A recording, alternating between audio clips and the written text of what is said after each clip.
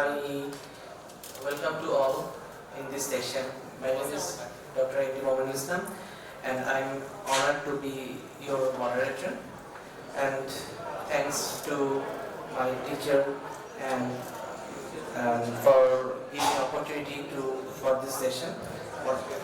Today's session, in this session, our chairperson is Professor Abha Hussain Ma'am, President Asia Pacific Academy of Ophthalmology, Co-Chairperson Professor A.H.M. Inayat Hussain, President OSB, Professor Shafruddin Ahmed, Vice Chancellor of Bangladesh Sheikh Medical Vishwavidyalaya, and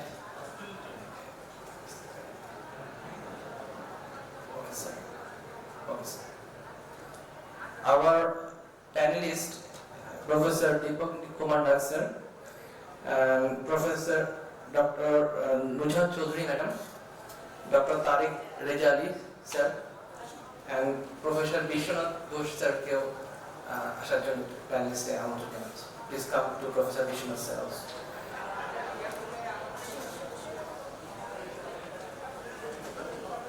The time is very short, so we are going to start our first speaker, Dr. Pankaj Kumar Roy sir.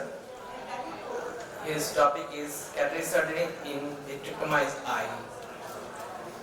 Dr. Pankaj Kumar Roy sir. Yes sir.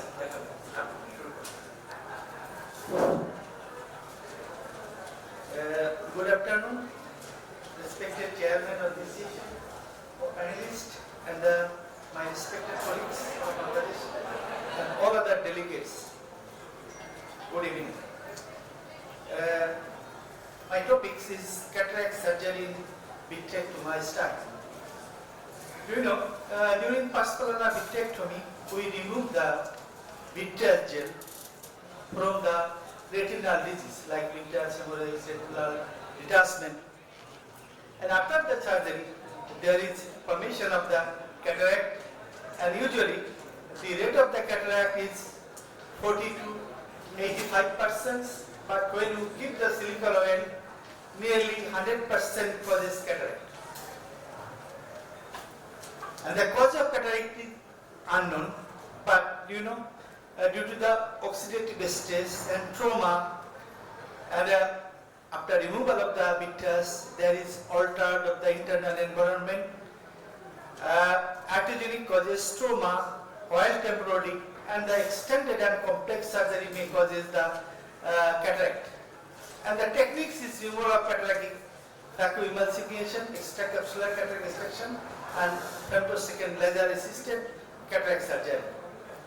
Anesthesia we applied combined peribulbar, subtenon infusion, monitored as anesthesia care, and sometimes ZA. You know, what the preoperative consideration we have to follow? How many days this cataract form? Any history of trauma, any history of intravitreal injection, paspalar vitrectomy with gas temporary silicone oil implant, and the silicone implantation must to see the silicone oil, any NAC, any cellular dehiscence, and a pupil in constriction, with proper dilatation of the pupil. White cataract immediately after paspalar vitrectomy or intravitreal injection, it thinks that there is traumatic cataract. BSR should be done for posterior capsular integrity, and biometry is essential. Intraoperative consideration, patient without silicone oil, we know. Without silicone oil, this cataract seems like cataracts in myopic patient. There is deep AC, lack of vitreous support, difficulty in capsular axis, low phaco power should be used, low infusion rate, low bottle height, and normal acid rate should be maintained, but there is every chance of PCTR and drop nucleus. Here, this is a case of cataract surgery without silicone oil. Do you know, here it is very difficult to do the capsular axis because maintenance of AC is very difficult.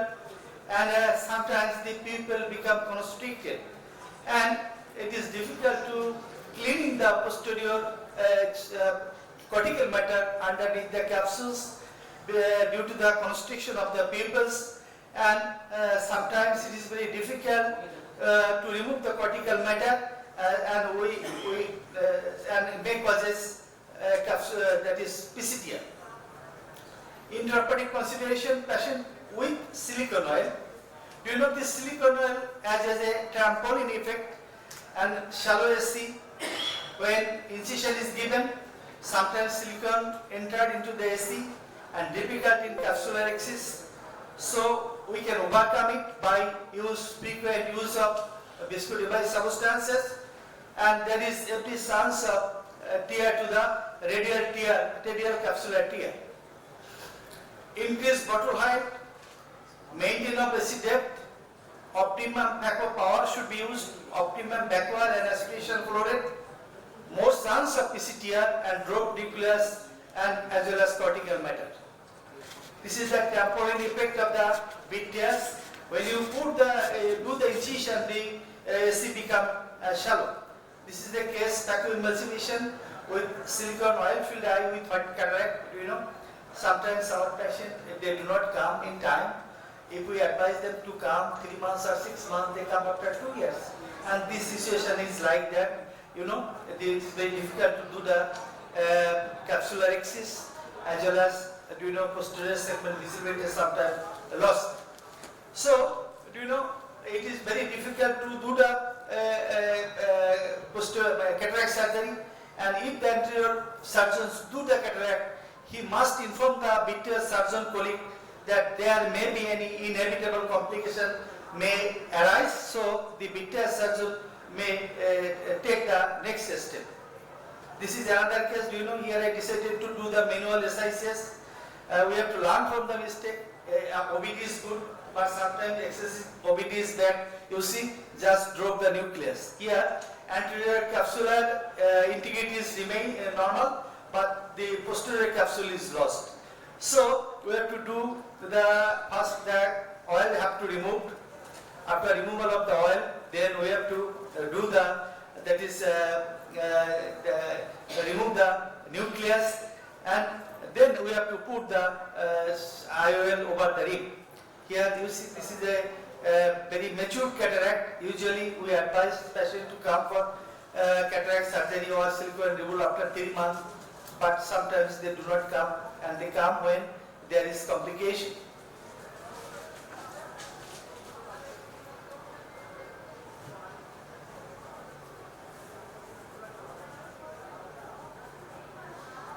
Rim was intact, so the hard lens was given over the rim very easily. OBD is good, but sometimes excessive body OBD is bad, so you have to learn from the mistake. This is the anti-silicone oil eye with thickened posterior capsule. This is one of the very complication of the silicone oil. Sometimes this capsule is very thick, and it very thick may not be sometimes cut by the NDA capsulotomy. So as a vitreoretinal surgeon, we can remove the capsular opacity by during the process of Parsonana vitrectomy. So post-operative complication was poor visual acuity. Sometimes there may be optic atrophy, re-RD, risk of endophthalmitis, inflammation, bleeding, cystoid macular edema, re-RD, posterior capsular opacity, and RD reported into 8% and secondary glaucoma. In conclusion, cataract surgery is more difficult in vitrectomized eye, have a higher risk, need careful planning, intervention after careful evaluation. Which procedure we have to do, we have to carefully evaluate it and take the informed consent from the patient. Informed selection of the surgical technique is mandatory.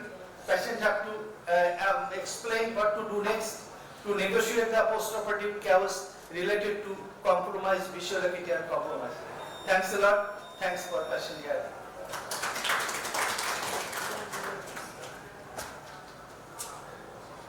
Thank thank you, Dr. Pankaj Kumar Sir, for your very nice presentation. Now, I'm timely finished your presentation. And thank you, Pankaj Sir. Now, I'm requesting Dr. Narayan Chandrabhumik Sir for his presentation advancements in the repair of eyelid defect.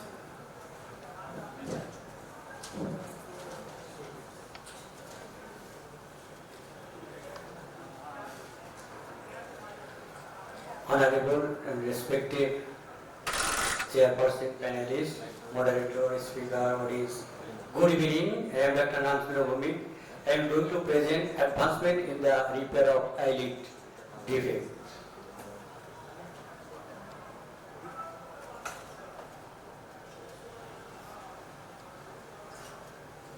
I have no financial interest. Reconstruction surgery of the eyelid always challenging, particularly when the defect is large and associated with periocular tissue loss. In micromics is focusing on innovation in the new technique or also modify the previous technique. Eyelid anatomy is essential for reconstruction, that is gray line, anterior lamina, posterior lamina, measurement of pulpal height, pulpal length, lid case, etc. Initiation of eyelid reconstruction, congenital, coloboma is isolated, coloboma, acquired post-surgical trauma, burn, eradication. Goal of eyelid repair, to re-establish anatomical configuration, to restore physiological function and restore aesthetic. Priority of eyelid reconstruction, development of stable eyelid margin, provision of adequate vertical eyelid height, and adequate eyelid closure and maximum cosmesis and symmetry. Eyelid margin repair, tarsal to tarsal, lace line, gray line, and mucocutaneous junction as aligned. Assessment of defect is defect of size, shape, location, medial canthus, lateral involvement, and eyelid lacrimal system with the motility of surrounding tissue. And small defect is more than 1/3 of the eyelid is performed direct closure with canthotomy and cantholysis. Assessment of defect when the defect 1/3 to 1/2 is performed tangential flap and tail flap. As with the large defect and more than 2/3 of the eyelid, upper lid, cutler beard and mustard lid switch, and lower lid hairs operation and mustard sick rotational flap, and both upper lid and lower lid involve feet, paramedian, forehead, flap and clavier. Now I would like to share the few cases regarding topics. A small defect, 11 years old boy with a history of cut injury with knife. The lower lid injury is directly close. This picture shows the OT table. Medium defect, upper lid, tangential semicircular flap. Semicircular flap is start lateral canthus and focusing and inferior and temporary. Is the 18 years old woman and history of basal cell carcinoma with the lateral canthus, lower lid and periocular. And now it is a mustard sick rotation flap. The skin mark is lesion area and defect after excision, and a subcutaneous tissue elevation is seen in musculocutaneous tissue and first postoperative day and after 7 days, and preoperative and postoperative. And another patient is 56-year-old and movement gland carcinoma in the lateral canthus. Now I decide in tail flap and new innovative technique is the less tissue damage and less tissue mark. Upper lid defect is the tail flap and upwards and temporally, and lower lid defect downwards and temporary. And tail flap is marked is the lateral canthus and upwards and downwards. Preoperative and first postoperative after 7 days and after 1 month. And another tail flap upper lid reconstruction is the downwards and temporary is the tail flap. Cutler beard is the operation is the well-known operation is the last defect of the upper lid. Advanced flap and master sick flap and paramedian forehead flap. Paramedian forehead is supplied the supracochlear artery. Is a 75 years old man, basal cell carcinoma with a medial canthus, later all of the nose and also periocular. And now disregate is the pyramidal flap. Wide excision is the lesion on a monopolar or totally and incision in forehead, and D6 is the forehead flap from forehead and rotate 8 is the flap and the lesion area, and undermining the forehead flap and close the interrupted tissue and whole area also is the paraportic picture. At the first post-operative day and after 7 days after 1 month is the after 3 years is the picture shows the last week. Another large defect medial alcanthus lower lid is the by use the combined master rotational flare and pyramidal flare, and another large lower lid, upper lid, and almost both lid is involved in this lesion basal cell carcinoma, and using a combined master rotational flare and pyramidal flare, and preoperative and postoperative picture. Another OS flare, and it is used utilize the reduced traction is the forehead also eyebrow. An 18 years old girl a history of dog bite and repairing your OU advanced flap and canthotomy and orbicularized oculation techniques. History of bone blast in the leg, orbital emphysema in the left eye. Explore the old area and finally repairing the composite graft. Now complication is the excessive traction in the flap tissue, massive dog ear formation, scarring, unpredictable cosmetic outcome for satisfaction. The take-home message: surgeon continue to innovate is challenging reconstruction surgery. Not only cosmesis but also post-operative complication should be properly managed. Local and regional technique for lead reconstruction is very effective after trauma or surgical and tumor. Thank you, patient hearing.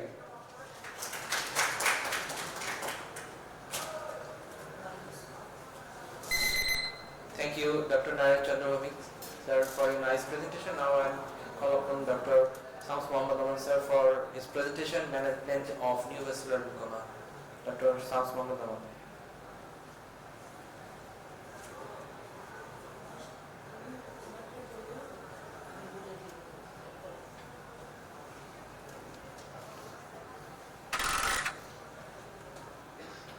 Respected chairman of this session, respected panelists, honorable audience, I am really delighted to become the speaker in this session. Thanks to All India Ophthalmological Society, and obviously thanks to Ophthalmological Society of Bangladesh to give me the opportunity to arrange this session and also to become the speaker of this session. So now I want to tell you the tale of a history of a fireball, a neovascular glaucoma. I am Dr. Shams Mohammad Noman. I don't have any financial interest and I have taken all permissions from the patient to show those pictures and the case history.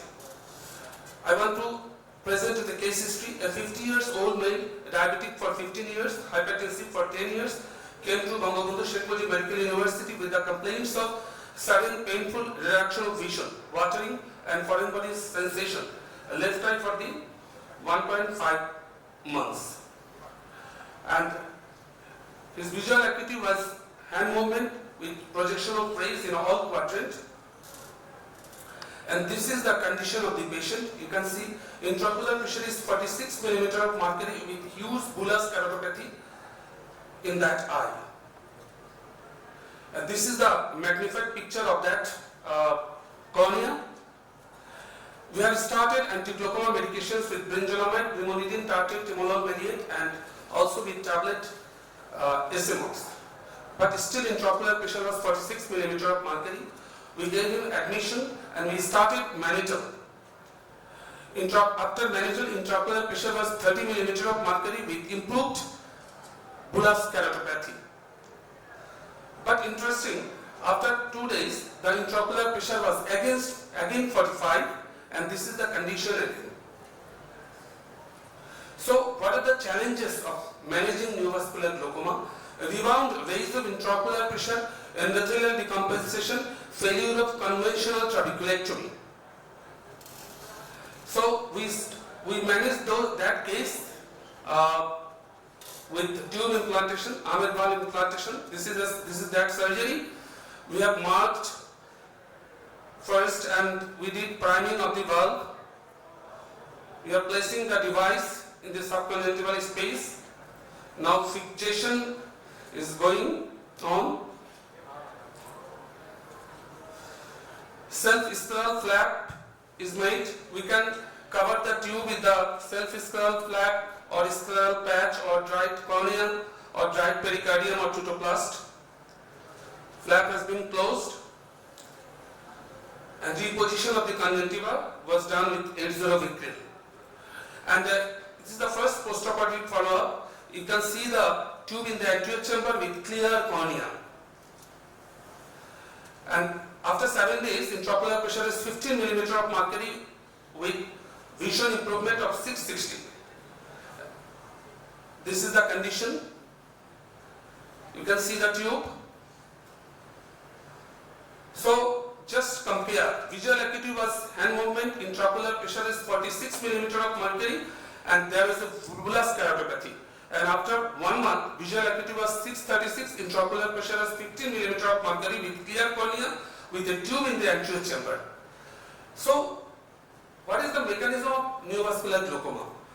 Secondary open angle and secondary closed angle. There are two mechanisms. One is fibrovascular proliferation, one is fibrovascular contraction. So I want to tell that if there is a fibrovascular proliferation, we can manage it with trabeculectomy with mitomycin C. But if it is a fibrovascular contraction with secondary angle closure like disease, in that case trabeculectomy usually fails. And we know that what are the different causes of neovascular glaucoma. Different. I don't to skip those slides. And these are the mechanism actually. You know, the hypoxia just stimulate the VEGF induction and ANG induction, that causing the endothelial proliferation, pericyte activation, and pericyte causes the angiogenesis. So what is the management? We know everybody, the mydriatic, anti-glaucoma, but no prostaglandin and pilocarpine in such case. I am telling it, no prostaglandin and pilocarpine. Steroid eye drops for the time being, topical NSAID and TDEJL. And surgery can be done with mitomycin, trabeculectomy with mitomycin C, trabeculectomy with allogen implant, glaucoma, valve or non-valve glaucoma implant, and cyclophotocoagulation. This is one case of mine with neovascular glaucoma. I managed that case with trabeculectomy with allogen implant.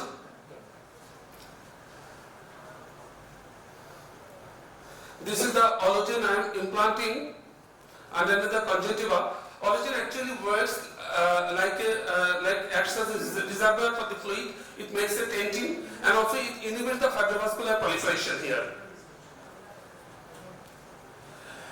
Transscleral cyclophotocoagulation is a very good option. Sometimes it really works good. And usually cyclodestruction occurs here with the DLCP, diode laser cycloablation. We can do the cyclocryotherapy, we can do the endocyclophotocoagulation.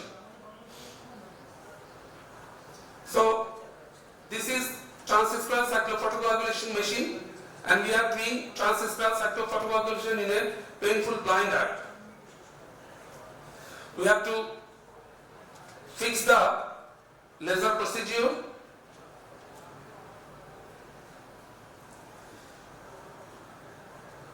After fixing up the laser system, we can now start doing diode laser over the ciliary process.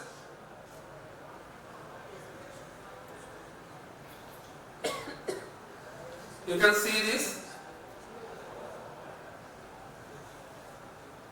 But very important, we have to take care of that. The patient should be given postoperative steroid. Neither this causes the severe pain, and we have to take care of that. The hypotony must not be occurred. Endocyclophotocoagulation is a good option. A 20-year-old boy, poor socioeconomic background, cataract operation was done and secondary glaucoma was ultimately occurred. IOP was not controlled with the highest medication, and trabeculectomy was done in 2 times and it was failed. And we did a plan for valve implantation. In such case, this is a childhood neovascular glaucoma. After doing peditomy, we are making a space for tube implantation. It is a barbell implant. We have to fix the 2 muscles. We have to hook the muscle because we have to implant the barbell underneath the 2 muscles. And now we have fixed the valve here.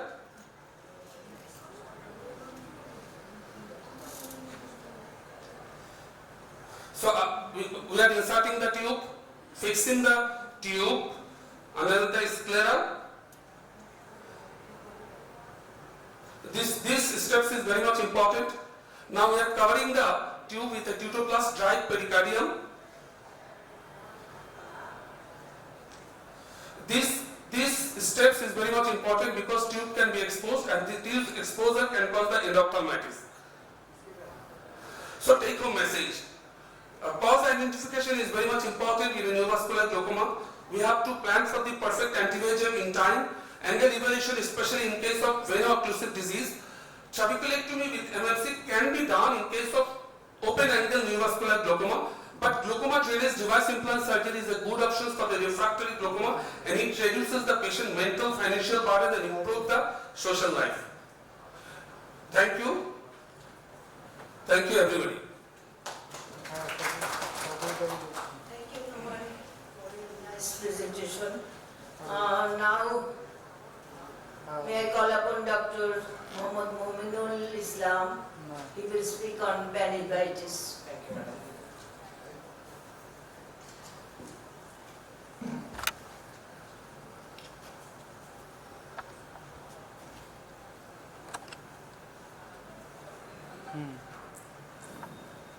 Assalamu alaikum, respected teachers. Today I am going to present about panniculitis, and you know that panniculitis, it is international uveitis study. Group tell that inflammation of all 3 parts of uvea, iris, ciliary body, and all the choroid. It covers a large group of diverse diseases. You know that the classification of uveitis, that anterior, intermediate, posterior, and panniculitis. And usually the patient comes with some symptoms like cross reduction, vision, ocular pain, blurring of vision, floaters, and photophobia, and redness. Panniculitis can be infective and non-infective or autoimmune. And diagnosis of panniculitis is established in presence of the following clinical signs, usually evidence of choroidal or retinal inflammation such as choroiditis, choroiditis granuloma, retinochoroiditis, retinal vasculitis, retinal abscess, necrosing retinitis, or neuroretinitis. Evidence of vitreous inflammation usually found in vitritis, vitreous cells. Presence of signs of anterior uveitis, cells, flare, and chaotic precipitation and postosinic usually found.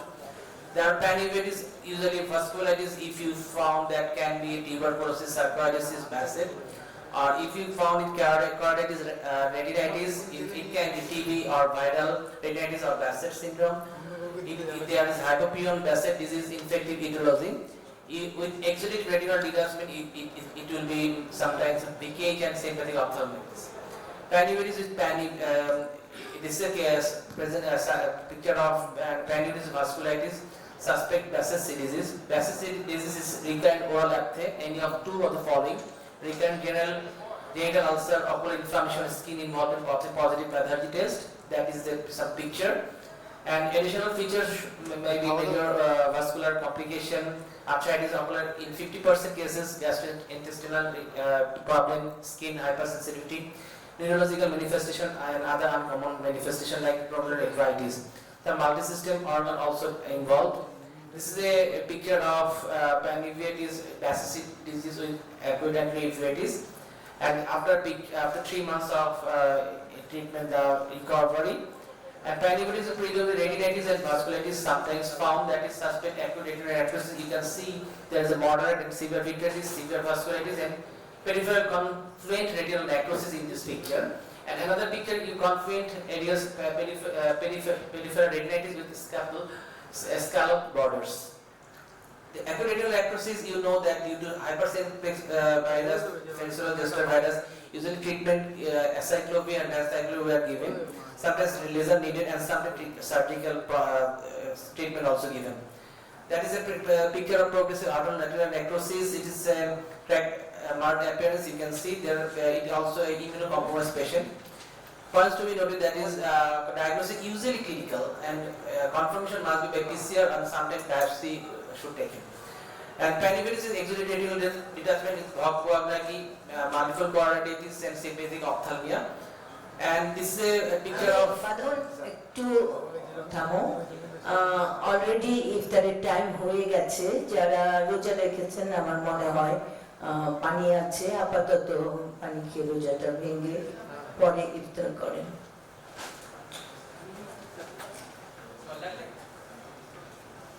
এই নোমান, এটা দাও, ওখানে আছে নাকি দিয়ে দাও। This is a picture of BKH, that is bilateral exudate retinal detachment. And coagulopathy, heart disease, you know that there is multiple system, CNS system, auditory system, dermatological involvement is there. This is investigation of FFA of fundus fluorescence angiogram. You can see the paper hyperfluorescence and late pulling effect. There is multiple neurosensitive detachment and increased coronal thickness in B scan.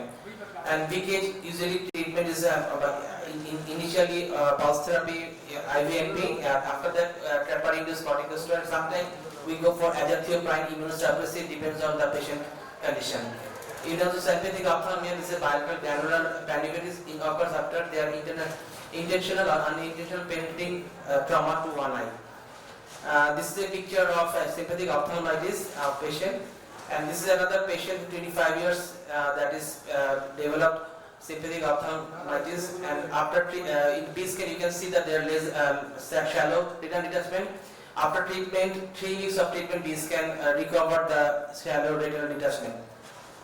BKH and sympathetic ophthalmia, you should know that there is must be a clinical history of trauma. This is the main thing of BKH and SO, sympathetic ophthalmitis. And we know the panniculitis sometimes come with tuberculosis and tuberculosis and syphilis. And you can sometimes suspect as TB in this picture like this. You can see the vasculitis. And this is another picture of tuberculosis, and you can see the exudation in the fundus. And there is another picture, you can see the KPs in the anterior segment, and there is a vasculitis, that is sclerosed vessel in the vessels.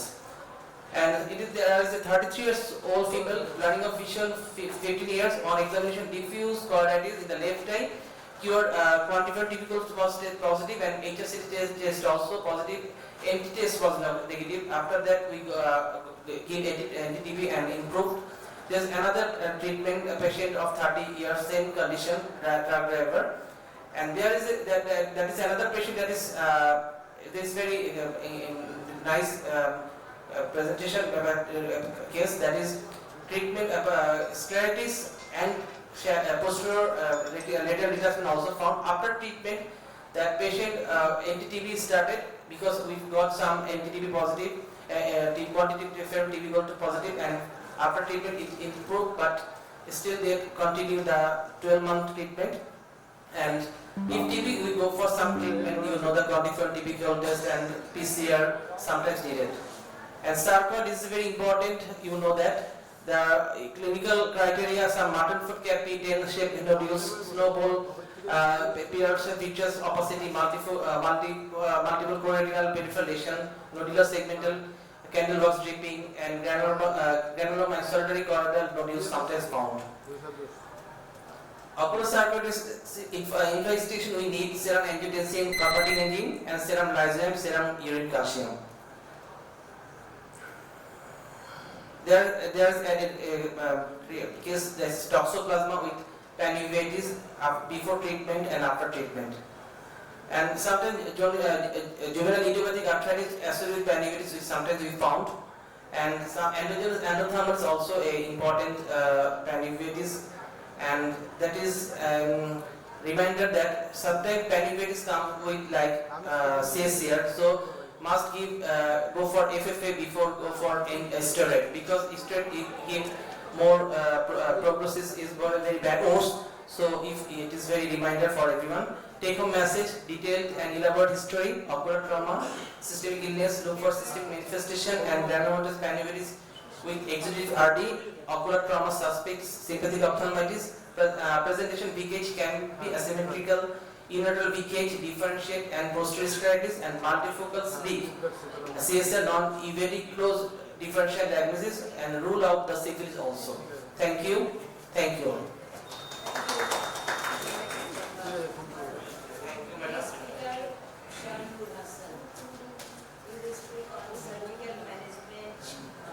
Of subretinal hemorrhage with tissue plasminogen activator, diving deep and beyond.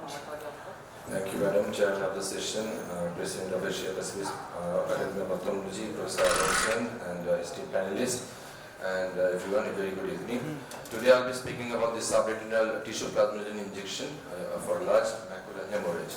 So submacular hemorrhage, if left untreated, it can cause mechanical damage to the photoreceptors, because the iron and hemosiderin from the hemolysis have direct toxic effect on the photoreceptors. Now, there are different causes of this large macular hemorrhage, which includes neovascular age-related macular degeneration, pathological myopia, polypoidal choroidal vasculopathy, rupture of retinal arterial macroaneurysm, presumed ocular dysplasia syndrome, and of course, blunt trauma. The timing of the treatment is believed to be crucial in resolving this kind of subretinal hemorrhage. This is the reason why a prompt displacement of subretinal blood from the macula is supported by some experts. Most of the studies carried out so far includes patients with hemorrhage of less than 14 days, which had a reasonable visual prognosis. Now, the treatment options include intravitreal anti-VEGF, as we all know, and intravitreal anti-VEGF followed by pneumonic displacement, which is done by gas. The recent approach includes this intravitreal tissue plasminogen activator with pneumonic displacement, subretinal use of this tissue plasminogen with pneumonic displacement, and subretinal injection of this kind of thing with pneumatic displacement with intravitreal anti-VEGF. So this combination has been approached in the recent approaches. So what is this TPA? It's a protease enzyme that converts plasminogen to plasmin. And plasmin in turn can degrade the fibrin clot. And what is the RTPA? That is a recombinant, that is genetically modified human tissue type plasminogen activator. It's basically a biosynthetic form of human tissue type plasminogen activator. Now this kind of RTP injection has been used in acute myocardial infarction, acute pulmonary embolism, and thrombolytic treatment of acute ischemic stroke. It's quite popular with the stroke. It has been used in the treatment of hyphema and fibrin formation of cataract surgery in the field of ophthalmology. In glaucoma surgery, there has been use of TPA for diffusion occlusion, and retina specialists that we use it in this intravitreal and subretinal form.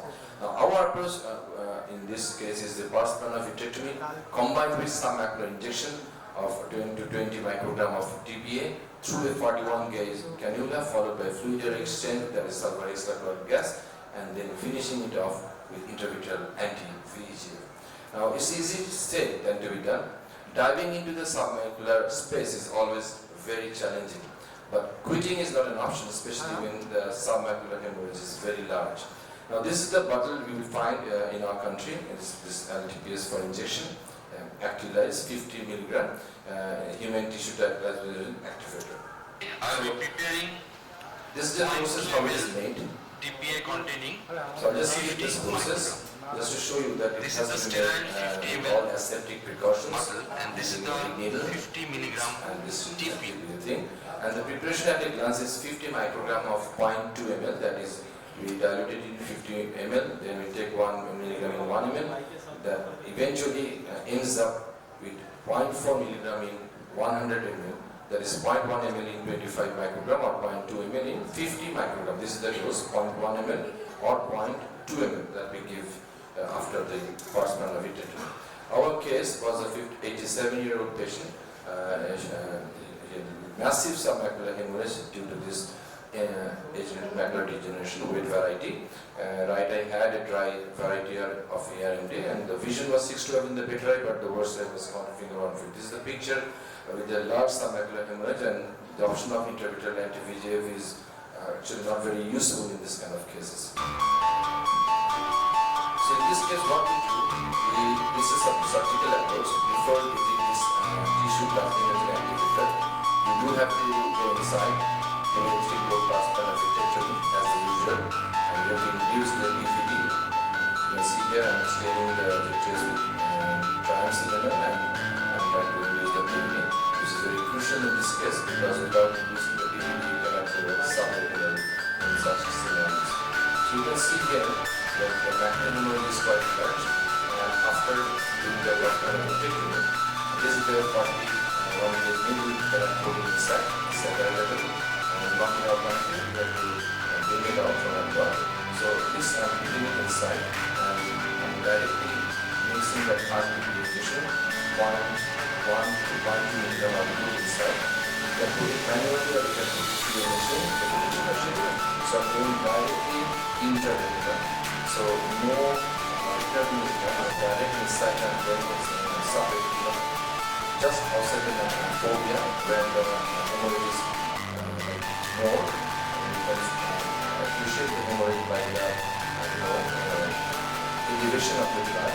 So when the elevation is more, you just put the TP. You can put it in multiple sites, but better you can do it in one shot in a single site. And just like you can see the blood is coming out to the side, and again trying to put more TP inside. And you can feel that you put enough by hydro, soda, just like when you do a hydro dissection in factor surgery, you can feel the hydro dissection, the fluid in the capsule. Like that you can actually feel, you can see here that when I'm putting the TP inside, in soda, there is no soda. So you know that you have put enough TP for the purpose. So you can see here this, just like hydro dissection is swelling up, you can see here the whole macular area is swelled up. And eventually the procedure is complete. Now we do a finger exchange. You cannot give here laser, as you may say macular when the blood is there. So you just go for direct finger exchange, and after the direct finger exchange, we give some extra fluoride or EC3 fingers. The one thing we added up after this procedure is give some anti-VEGF injection, because the main pathology is wet variety of skin, so we have to dosage the anti-VEGF after the whole procedure. So eventually, after a good finger exchange, I'm just putting some anti-VEGF inside and finishing the next one is around 2.5 millimeters.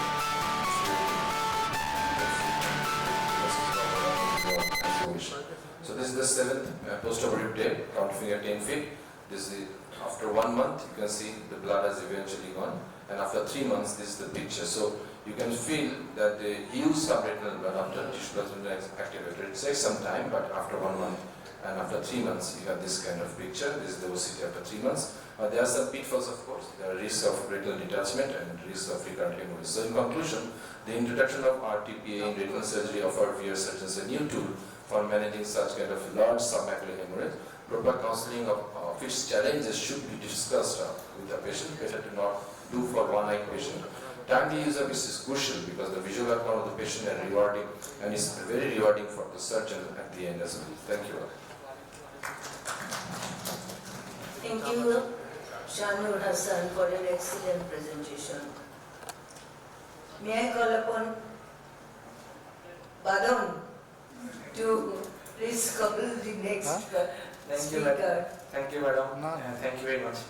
Now, Dr. Bipul Kumar Desharkar, current trends in glaucoma surgery practicing in Bangladesh. His presentation is, please, Dr. Bipul Kumar, please come over the stage.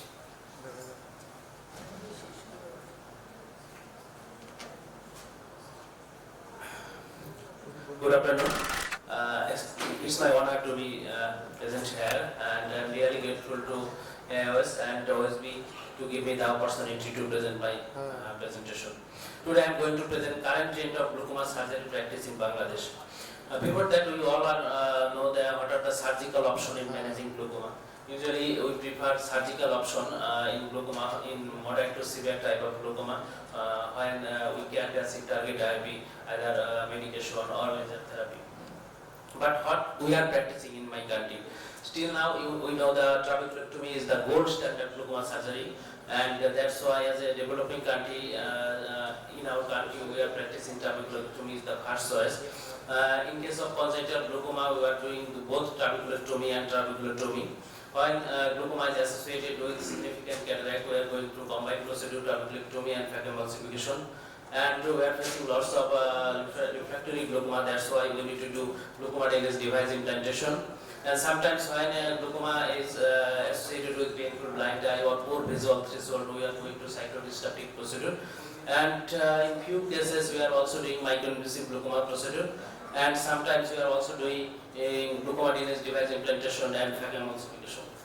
So first trabeculectomy, we know it is totally unpredictable surgery. It's not just making a hole. There are lots of devastating complications may occur after trabeculectomy. You already know. But still now it's the gold standard glaucoma filtration surgery. And for better result or better efficacy and safety, we are modifying its technique. We are using different types of antimetabolites, antifibrotic agent. We are modifying the technique, different types of flap, and also we are also different types of Schuster technique to improve the efficacy of trabeculectomy, additionally to make it safer for the patient. So this is the standard procedure of trabeculectomy. You can do the first after conjunctival peritomy. You need to do scleral flap. You can do either triangular flap or rectangular flap. Efficacy more or less same, but triangular is more convenient and it is easy to make than rectangular flap. And always I prefer to do reusable scissor in case of trabeculectomy, because in reusable scissor something in your hand by which you can manage intraocular pressure postoperatively, and it is very easy to remove postoperative in outdoor procedure by which you can control the intraocular pressure. So in case of trabeculectomy, a good blade formation is very important. So in postoperative care is very important to make a good blade, and that's why you will get a good filtration. In case of congenital glaucoma, in our country usually late presentation is very common when there is a book-thermas, large eyeball, thin sclera. So in that cases, I usually need to do both trabeculectomy and trabeculectomy. But in early cases, I also do trabeculectomy. Both are good effective procedure. But in case of advanced case, you need to do combined procedure, and in case of primary congenital glaucoma, you will get good outcome after combined procedure. Sometimes I need to face both primary or secondary glaucoma with visually significant cataract, and that type of cases you need to do combined procedure. In case of combined procedure, you need to do trabeculectomy and also cataract extraction. This is a case of pseudoexfoliation glaucoma. In pseudoexfoliation there is a poor dilatation of pupil. Additionally, there may be zonular weakness. So I always prefer to do first make the triangular scleral flap, and then I do the phacoemulsification. I prefer to do two-side surgical procedure. I use separate clear corneal incision for phacoemulsification because it doesn't hamper your trabeculectomy flap, and you will get good outcome in case of trabeculectomy. So procedure of cataract extraction is same, but after implantation of the lens, I do the rest of the procedure of trabeculectomy. So in case of combined cataract and glaucoma procedure, in case of angle closure glaucoma, early cataract extraction is more preferable, and you will get a good outcome in case of combined procedure. We are also doing MIGS, microinvasive glaucoma surgery. This is also very effective surgical procedure, but it is more effective in mild to moderate type of glaucoma, and patient recovery is good. There is short recovery period, but there is a very costly device, and it's not suitable in case of moderate to severe type of glaucoma. So it is not widely practicing in our country. Refractive glaucoma, which is very common, and different types of refractive glaucoma, after penetrating keratoplasty or diabetic retinopathy or after multiple surgical intervention. So you know that in case of refractory glaucoma, the glaucoma drainage device is the most effective option. There are different types of glaucoma drainage device we are currently using. The most common using glaucoma bulb, you know, it is very easy to implant, but long-term efficacy in case of you know, bulb is a valve device. So there is an intrinsic mechanism within the valve that can control the intercooler pressure. That's why after a long time, 2 years or 3 years, there is a chance of failure, and you need to add additional anti-glaucoma medication. But it's a blazing that's Aurora manufactures low-cost glaucoma drainage device, Aurora cost drainage implant, which is available in my country, and it is very cheap, only $70 to $80 only. And if you compare with glaucoma bulb, which is more than $500. So additionally, if you think the efficacy, the Aurora cost drainage bulb in long-term outcome is very good because it is a totally non-valve device. So there is no chance of failure. If you can manage the early post-operative hypotony, then the outcome is very good. But technically, implantation is a little different with the valve device because it is a large valve plate. So you need to put the valve plate under the rectus muscle. You have to identify the two rectus muscle. Usually you prefer the supratemporal position to implant this valve. And obviously you will get the good outcome if you properly manage the post-operative hypotony in that type of cases. Sometimes there are different types of refractory glaucoma with poor visual threshold or painful blind eye. We are going to cyclodystrophic procedure, and commonly, and now latest, the direct laser cyclophotocoagulation, which is very effective. Additionally, there is poor chance of hypotony. And lastly, there are few complicated cases with glaucoma, cataract, and sometimes it also may cause difficult because one patient is one. This is a case I am showing. This is a one-egg patient. Actually, this patient had initially perforated corneal ulcer. That's and then therapeutic PK was done, and after that, the refractory glaucoma with cataract developed. So I need to do multiple surgery in the same setting: valve implantation, phaga emulsification, and ion implantation. And luckily, the patient was very good, and post-operatively, patient regained vision. So, in case of glaucoma drainage implantation, perfect implantation of the placement of the valve is very important, and placement of the tube is also important because if you can't place the tube in the properly in the AC, there is chance of corneal decompensation also. Thank you so much. Thank you.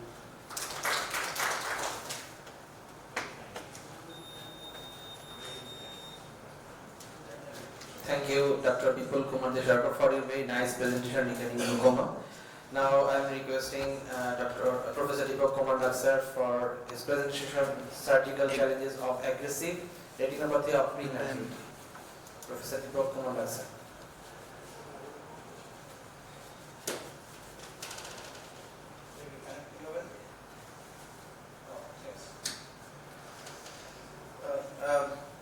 Respected Chairman and honorable faculties and the audience, I am going to talk about the surgical challenges of aggressive retinopathy of prematurity.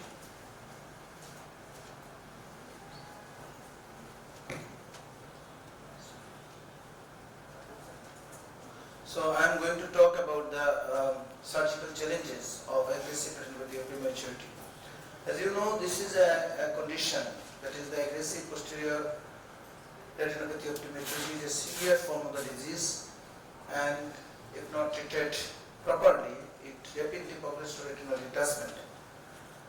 And the main difference between this aggressive posterior retinopathy than the other form of ROP is this: the traction is usually at the central part of the retina, because most of the cases in other situations, traction occurs in the peripheral part.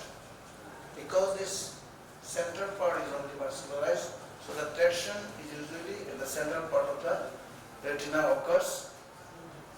And this is one of the picture. You can see the peripheral part is really avascular and the central part is only vascularized, and abnormal vessels is there. So I'd like to show two cases of the surgical challenges where suffering from aggressive retinopathy of prematurity. And surgery was done after the patient was given primarily with anti-VEGF treatment. And if we look at this surgery, you can see here the only central part you see is vascularized, and the fibroblascular proliferation is in the central part, and the peripheral part is hazily viewed, and the peripheral part is fully avascular. And the central part, you see the traction is a strong membranous traction. And if we just wanted to pull the traction, there is hemorrhage occurs. And after the primary vitrectomy, I have given intravitreal TA, and you can see the vitreous is also strongly adherent with the retina. It's really difficult to separate the vitreous from the retina. And peripheral use, avascular retina is then lasered.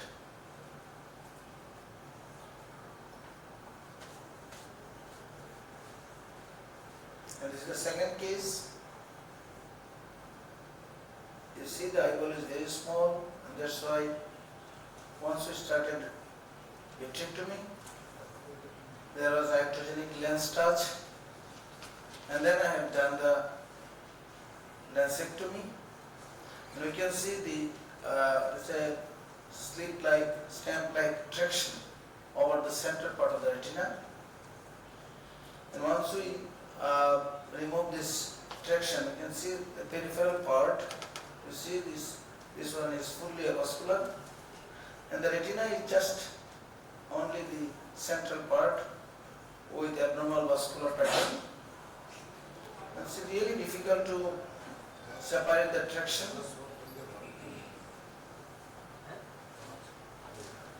And then I have left it under fluid exchange. So the posterior pool in aggressive retinopathy of prematurity, there is sheet-like traction.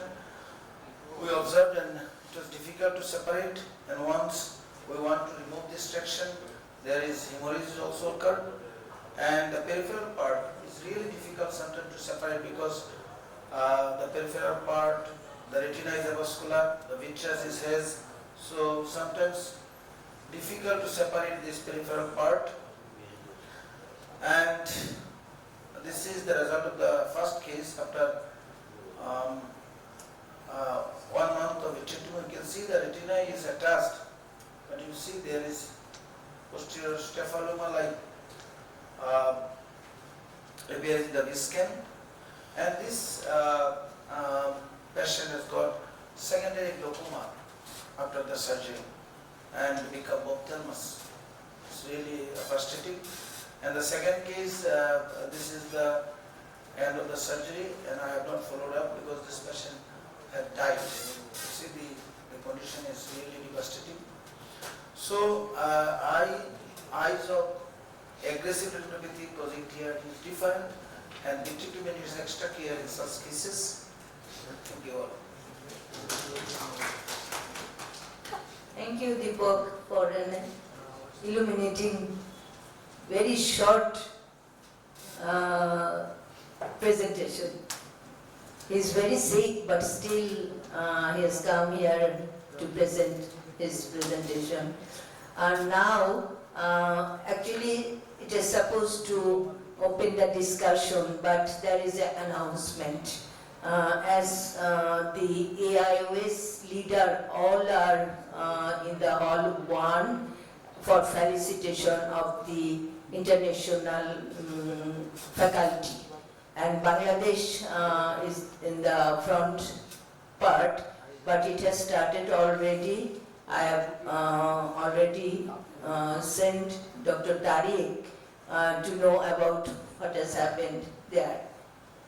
He said that other things are going on, but it's almost 1 hour back, the report. So the panelists don't want to give their comment or views, anything else. From the audience, question also are not allowed. Not allowed, not. For you are also the participants. So let's go there and see how they felicitate us. That is a very good news for us. So with these few words, I would like to congratulate and thanks to all the speakers, because they have, this is a very good criteria that they have finished within scheduled time, and that is why we can go now. Thank you all. Thank you for a good presentation. Oh, another thing, আমার মনে হয় আমাদের দুইজন audience ছিল বাইরের, সেজন্য আমি এই কথাটা বলতেছিলাম না, ওরা চলে গেছে। আমাদের অ্যারিস্টোভিশন আগামীকাল সবাইকে ইফতার সহ ডিনার খাওয়াবে। এটা পিয়ারলেস হোটেলে, পিয়ারলেস ইন হোটেল, নিয়ার একদম নিউ মার্কেটের কাছে। কাজে পিয়ারলেস ইন সবাই চিনবে, যে যেখান থেকেই যাও সেইভাবে আমার মনে হয় অসুবিধা হবে না। Thank you all. সবাই পার্টিসিপেট করো উইথ ফ্যামিলি, বাচ্চা সহ।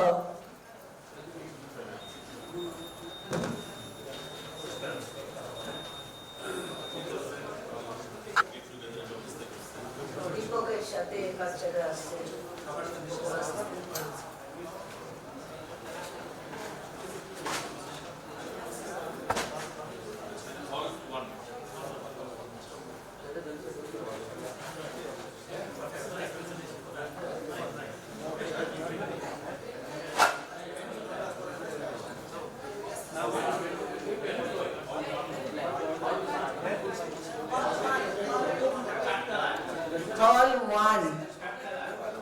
Hall 1 to Chatalai.